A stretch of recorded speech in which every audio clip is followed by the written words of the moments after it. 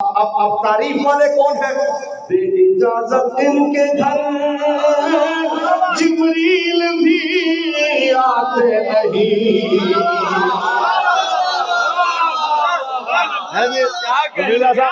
बेइजाजत इनके घर जिब्रील भी आते नहीं। अरे बेइजाजत इनके घर जिब्रील भी आते नहीं। वो कदर वाले जानते हैं कदरो शान अहले बैत।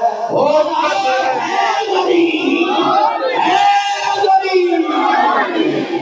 इजाजत इनके घर जिब्रील भी आते नहीं।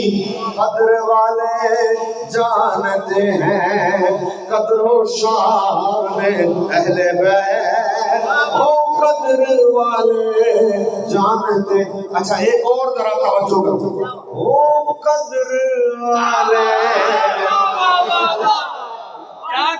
क्या कह ले है भाई। अपना मजमा अपनी मस्जिद में, थोड़ा जोर लगे, अपना मजमा अपनी मस्जिद में। और अगर इजाजत हो तो एक जुमला और कह दूं, सारे कादरी कादरिया मस्जिद में। है भाई, कादरी कादरिया मस्जिद में, अपना मजमा अपनी मस्जिद, सुन्नियों का मजमा सुन्नियों की मस्जिद। समझ में आई?